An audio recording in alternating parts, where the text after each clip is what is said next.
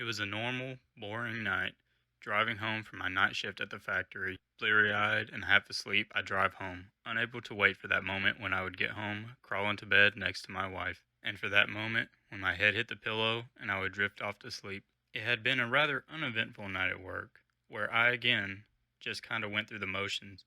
To pass the time on my 45-minute drive home, I would usually turn on the radio and listen to some music. This night was no different, except for the fact that I had trouble finding a good station.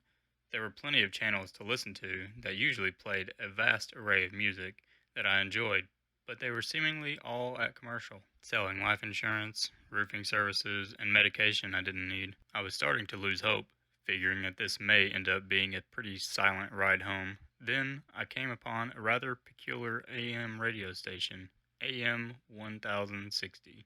Strange, I thought, that in all my years of driving home late at night, pursuing the radio for some tunes, I had never come across this particular radio station, or even heard of it for that matter. It didn't start off being all that unusual. In fact, it started off with some pretty solid classic rock, Led Zeppelin to be exact. The station was kinda grainy, but not unbearably so. After Kashmir finished, a DJ who didn't identify himself brought on a guest to talk about several current events. Now, talk radio isn't really my first choice for radio programming, but whatever. I thought there really isn't much else going on, and after they're done talking, it'll be back to rock, right? Well, this night would prove to be the first of many nights in which I had a strange encounter with AM 1060. After about 15 minutes of mostly unengaging talk about politics, the broadcast was interrupted by a set of three short beeps, followed by a couple of seconds of static. Then, seemingly out of nowhere, a monotone voice began to read off names and dates. John Telfair, born November 14th, 1953. Date missing, January 9th, 1992. That was weird, I thought. What is the purpose of this? Joanne Wilkerson, born March 11th, 1937. Date missing, August 2nd, 2001. Who are these people? Jerome Castor, born December 3rd, 1984. Date missing, September 6th, 1999. After the third incongruous missing persons report, there was again a low rumble of static, followed by those three beeps. Then it went back to normal, and after that, I just turned the radio off and drove the rest of the way home in silence. I just couldn't shake what had happened. It had to be some type of mistake, right? Some type of radio interference. Or maybe just some elaborate prank. I don't know. If it was a prank, though, who were attempting to prank at 5:37 in the morning? The next day at work, the previous night's events were still fresh in my mind. I decided to ask my coworkers if they had ever heard of AM 1060. They said they hadn't, and that they mostly kept to FM stations. And they made fun of me for being an old-timer, while reassuring me that they all lived in the present. Whatever, I thought. It was probably nothing anyways. 5 o'clock rolled around quickly that night. I clocked out, hopped in my truck, and began to drive home. I listened to my regular rotation of rock radio stations that night, rocked out to some good songs, even heard some Mott the Hopple. I haven't heard them in a while. However, my curiosity got the better of me, and I went searching for AM 1060. So I flipped over to the AM stations and tried to find it, but for some reason I couldn't. I went through several times, but to no avail. I found AM 1040, which was pretty much just static, and AM 2000, which turned out to be a country music station, but no AM 1060. I scanned all the radio stations 4 times over, but still nothing. Oh well, I thought. I switched back to the FM stations and rocked out the rest of the way home, not thinking too much else about it. Just a fluke, I figured. Later on that day, I asked my wife if she had come across the mysterious radio station. She just gave me a confused look, and understandably so, since in our 20-plus years of marriage, I had never just asked her about an AM radio station out of the blue like that. She inquired as to why I asked. I played it off with some coy response about how it played some of the music that she liked. She shrugged it off and then thanked me for the suggestion. It was about a week before I had my second encounter with AM 1060. Just like that last time, I was driving home from work in the wee hours of the morning and searching for a radio station to listen to. I couldn't seem to find much of anything I wanted to listen to, so while sifting through radio stations, I stumbled upon it once again. In the middle of its spiel, I heard some of the nearly robotic voice rattling off names and dates. Armando Gonzalez, born July 18th, 1982. Date missing, April 23rd, 2013. Why are these being broadcast? Is it an effort to find these people? If so, don't we need a little more information than that? Van Davis, born February 4th, 1911. Date missing, October 13th, 1945. 1945? What are the odds that person is still alive? Is that person honestly still being searched for? Sophia Anduar, born January 1st, 1995. Date missing, January 1st, 2013. Interesting. Maria DeVoe Kane, born June 29th, 1963. Date missing, November 8th, 2007. Right after the last date was mentioned, the radio station crackled back into its regular broadcast. It sounded like the same DJ as last time, talking to a guest, this time about recent economic issues. I have to say, when it's not rattling off names, birth dates, and the dates these people went missing, it's actually a pretty boring station. When I woke up from my after-work nap around 10 a.m., I decided to try my amateur detective skills. I went and got my wife's laptop, opened it up, and began Googling the names that I heard on the radio. First, I looked up AM 1060. To my surprise, they had a website. I clicked on the link, and after a bit longer than usual, a 404 error message displayed. Figures. I tried refreshing the page several times, not sure what good I thought that was going to do. I quickly gave up on that venture and went on to Googling the names. The first name I typed into the search engine was Maria DeVoe Kane, and sure enough, there she was. She was, in fact, born in June of 1963 and last seen in November of 2007 in Helena, Montana. Helena, Montana? That's nowhere near here. What are the odds that someone who went missing in Montana is all the way down here? Do they honestly think someone down this way has details about her whereabouts? I have so many questions. Next, I looked up John Telfair. Again, the information I had about him was in fact correct, but he too was far from the area that I would assume was well outside the range of AM 1060. Seriously, what is this? After looking over their stories, as well as several others, I compiled some information on them and realized that all these missing person cases were from places that weren't particularly close by, with the exception of one guy who had disappeared a few towns over. I also noticed a certain and very interesting synchronicity in these cases. All of them disappeared while driving. Even Jerome Castor, who wasn't even old enough to have a driver's license at the time of his disappearance, and their last known whereabouts were usually places they frequented, places such as their home or work. So they were just going about their normal lives, then vanished without a trace? Were they all going somewhere? Or worse yet, were they all running from something?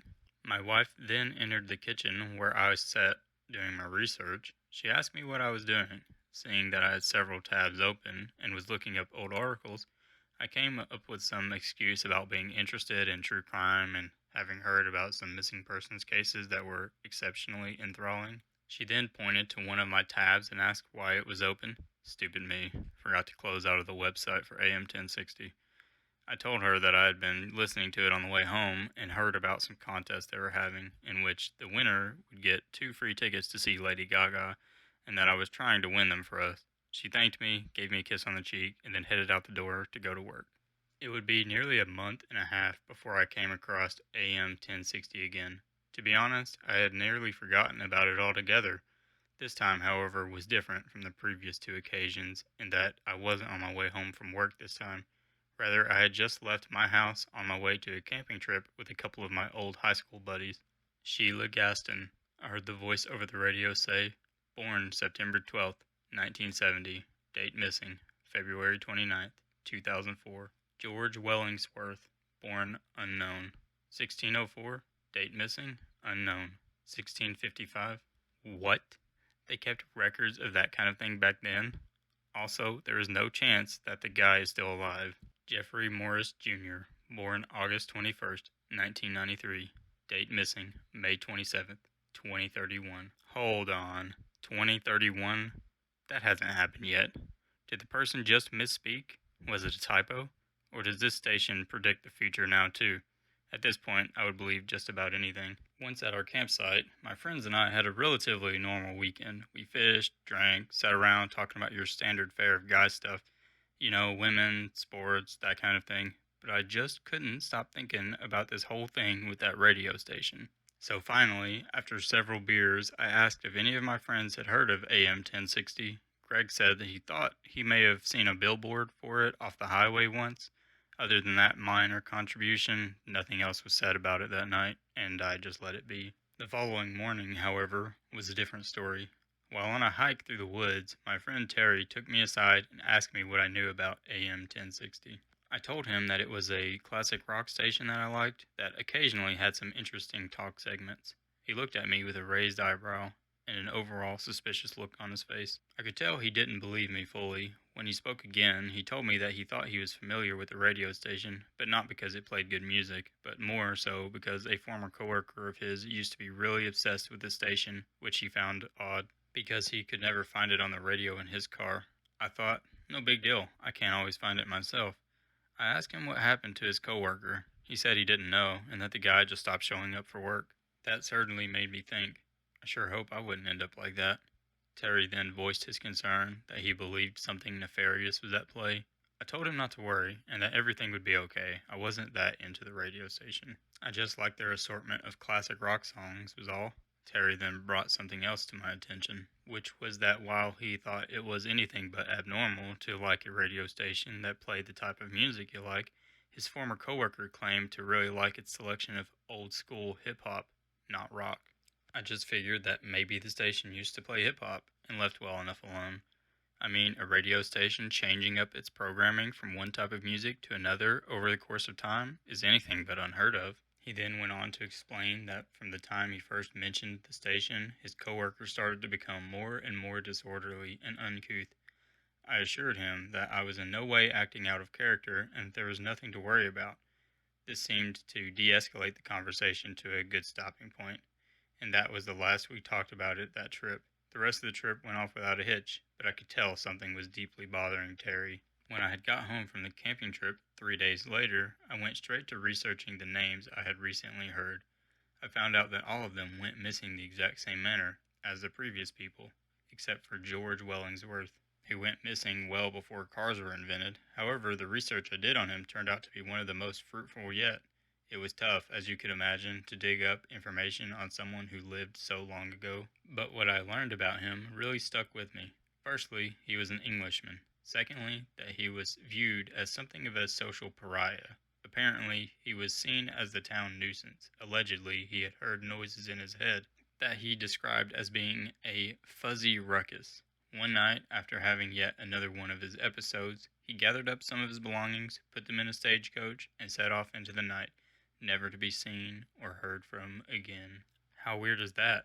That even though he lived well before the invention of the automobile, or the radio for that matter, his story was strangely congruent to all the other people mentioned on AM 1060. Just his was the 17th century version. Just then, my wife came downstairs in a hurry, as she was late for work. She saw me sitting on the couch using her laptop again. She half-jokingly asked me if I was trying to win her more tickets. I sheepishly said that I was, having forgotten that was the lie I was going with to explain my sudden and strange change of habits. What happened next, however, left me very confused.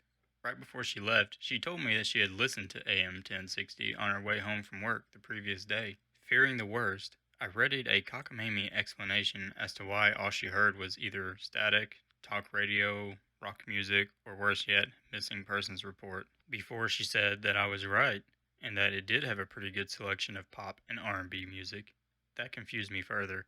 I had never heard any pop or R&B on the station. I get that the station, by nature, is rather anomalistic, but this threw me for a loop. Is the station different things to different people? The following night, I was driving home from work when I turned on the radio. I flipped over to AM 1060 only to hear complete and utter silence. This is new, I thought. As I was about to change the station, I got a call. I answered the phone, and it was Terry. No idea why he was calling me this early, but whatever. We chatted for a couple of minutes, talking about this and that, when, almost as if he had telekinetic powers, he asked if I was currently listening to AM 1060. I lied and said that I wasn't, although there was nothing currently playing on that channel, so I guess it wasn't a total lie. He said he was just making sure, and laid his theory on me that the radio station was pure evil, or something to that effect. I laughed, because While I found the station intriguing at best and somewhat perturbing at worst, I doubt it was run by the devil. The topic quickly changed to that of work. Apparently, another person from Terry's work quit that week, right after telling me that a sudden urge came over me. I asked him what the name of his coworker who had become enraptured by AM 1060 was. He said that his coworker went by the name Manny, but that his real name was Armando Gonzalez. I quickly found an excuse to end the call with Terry, spinning some story about pulling into a drive-thru to grab a bite to eat before I got home. I assured him I would call him later, and we hung up. And almost like clockwork, the second I hung up, music began to fade in over the radio. This time starting off innocently enough, beginning with the song being My Favorite Waste of Time by Owen Paul. I chuckled to myself.